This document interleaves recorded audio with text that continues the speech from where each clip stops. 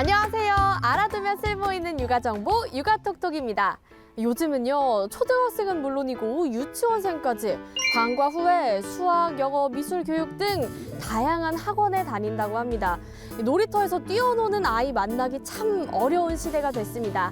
하지만 이 자연 속에서 뛰어놀수록 행복하고 지혜로운 아이로 키울 수 있다는 신념 하나로 유아교육 꾸준히 이어오고 있는 곳이 있는데요. 오늘은 한국생태유아교육연구소 소장님 만나보겠습니다. 소장님 안녕하세요. 안녕하세요. 네, 먼저 자기소개 부탁드립니다. 네, 저는 사단법인 한국생태유아교육연구소의 소장 임지연입니다. 저는 생태교육이라고 하면은 자연이 먼저 떠오르는데 그래서 오늘 저를 이 동백섬까지 부르신 건가요? 네, 마음에 드시나요? 너무 마음에 들어요, 지금. 생태유아교육이라고 하면 이제 자연에서 노는 것을 떠올리실 텐데 부산이 이 자연을 아이들과 체험하기에 참 좋은 도시라고 생각을 합니다. 여기 동백섬은 특히 바다도 있고 풀도 있고 나무도 있고 산도 있고 그래서 그 부산에서 생태를 하는 모습을 상징적으로 보여주는 공간이라서 이렇게 동백섬에 초대하게 되었습니다. 근데 소장님, 그러면 이 생태교육의 정의가 뭔지 저한테도 좀 알려주세요. 생태유아교육을 한마디로 정의하면 저희는 이렇게 정의합니다. 아이를 생명으로 바라보고 생명의 원리에 따라 자연의 순리에 따라 아이를 건강하게 키우려는 육아법 정도로 정의할 수 있을 것 같습니다. 그래서 생태유아교육은 자연에게 좋은 것이 아이에게도 좋다라는 생각으로 저희가 말하는 생명 살림의 육아법을 실천하고 있는 곳입니다. 그러니까 자연이랑 아이는 유기적으로 연결이 되어 있다. 그럼 소장님, 이 생태유아교육이 대체 언제 어떻게 시작된 건가요? 네, 생태유아교육은 이 부산에서 시작이 되었고요. 1995년도에 개원을 했습니다. 지금도 있는 부산대학교 부설 어린이집에서 출발을 했습니다. 임재택 교수님이 생태유아교육을 처음 주창하실 때 함께 던졌던 화두가 아토피였습니다. 아토피요? 아토피라는 질병이 사실은 지금은 흔한 질병이 되었지만 90년대 후반만 해도 되게 생소한 질병이었거든요.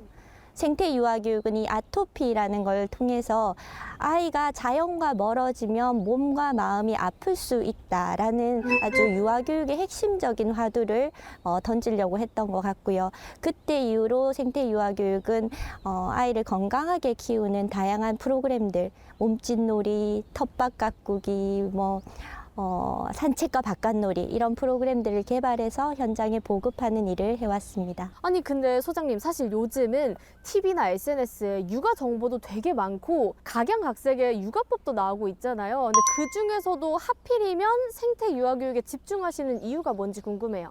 2020년대를 살아가는 지금 우리 아이들에게 꼭 필요한 것이 무엇인지를 알려주는 교육이라고 생각하기 때문입니다.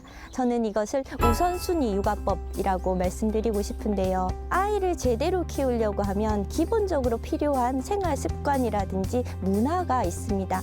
근데 그것이 시대가 바뀌고 사회 구조가 변하면서 그런 기본적인 일상 습관들 제대로 걷는 것 보행 기술도 습득하기가 어려워졌고 의사소통 기술, 집중력 이런 것들이 지금은 이거 하나하나가 엄청나게 어려운 일이 되어버렸습니다. 그러다 보니까 육아 자체가 힘들어지고 아이 키우는 일이 힘들어졌죠. 그래서 생태유아교육에서 강조하는 많은 실천들, 산책을 가자, 바깥놀이를 매일 하자, 건강한 식단으로 식재료로 맛있는 음식을 매일 잘 먹자 이런 것들은 사실 그 파괴된 일상생활을 회복하려고 하는 노력입니다. 그러면 그 생태교육 중에서도 소장님이 가장 강조하시는 주제는 뭔가요? 생태유아교육에서 가장 많이 회자되는 슬로건 같은 문구가 있는데요. 그게 아이들에게 잃어버린 자연과 놀이와 아이다움을 되찾아주자라는 문구입니다. 이 어린아이는 어린아이답게 그 시기를 보내야 하는데 그러기 위해서는 자연과 맞닿아서 그 속에서 많이 놀게 하자. 그래서 저희가 강조하는 주제는 이 자연과 놀이, 그리고 아이다움, 그리고 요즘은 혼자 크는 아이들이 많기 때문에 어떻게 하면 여러 연령들이 함께 어울려서 놀 수 있을지 이런 것들도 저희가 되게 관심 있게 보고 있는 주제입니다. 그럼 놀이를 통해서 얻을 수 있는 긍정적인 효과는 뭔가요? 영유아기에 초점을 맞춘다면 특히 강조하고 싶은 게 두 가지 있습니다. 하나는 놀이는 행복을 저축하는 시간이라는 건데요. 행복을 저축하는 시간이요? 행복을 저축하는 시간. MC님도 어릴 때 놀아본 기억이 있으실 거예요. 저도 지금 생각해보면 어릴 때 엄마 아빠가 이런 공원에라도 데려가고 네. 또 친구들이랑 놀이터에서 흙 만지면서 놀고 이랬던 시간이 아직도 기억이 나거든요. 그죠? 그래서 어릴 때 뭔가 시킨 것도 아닌데 그리고 뭐 시간 가는 줄도 모르고 흠뻑 빠져서 즐겁게 놀이했던 그 순간, 저는 그 순간 아이들이 생에 대한 원초적인 행복감을 배운다고 생각하거든요. 삶을 이끌어가는 에너지 내지는 동기, 의욕, 열정이 되는 것 같아요. 이거를 조금 더 어려운 말로 뭐 자기 효능감, 자기 주도성 이렇게 말하셔도 표현하셔도 상관이 없고요. 어쨌든 이 아이는 평생에 가지고 갈 행복감을 이 영유아기의 놀이를 통해서 저축하는 게 아닐까 생각을 하고요. 두 번째는 아이가 놀이를 통해 스스로 배우는 힘이 생긴다는 거예요. 스스로 배우는 힘. 이 숲에 데려가 보면 아이들 중에 곤충을 잘 잡는 아이들이 있어요. 네. 그런 아이들은 어떤 능력이 있어서 그 곤충을 잘 잡게 됐을까요? 우선 곤충을 잘 발견할 것 같고요. 그렇죠? 그리고 곤충을 무서워하지 않는 능력도 그렇죠? 있을 것 같아요. 네. 곤충을 발견했을 때 그것을 민첩하게 잡으려고 하면 신중함도 있어야 되고 민첩성도 있어야 되고 네. 그래서 곤충 잡는 놀이 하나 안에도 많은 것들을 아이가 배워가고 있다는 걸 알 수 있습니다. 그렇네요.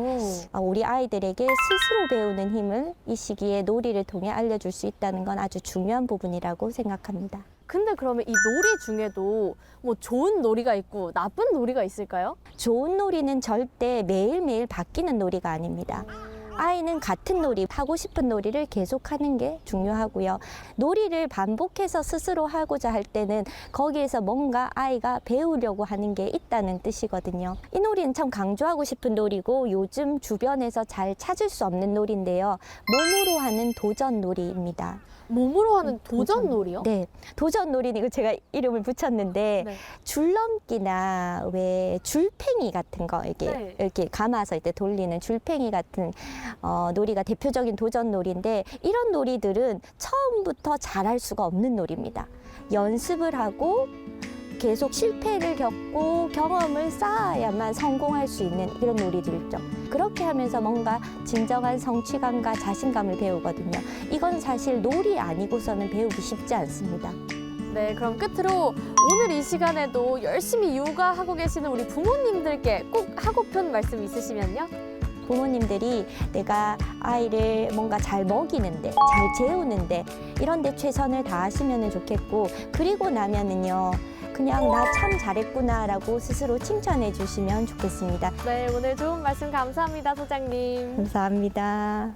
네, 어린 시절 사랑을 듬뿍 받고 다양한 경험을 축적한 아이는요, 성인이 되어서도 이 힘든 일이 생기면 금방 회복할 수 있는 회복 탄력성을 지닌다고 합니다.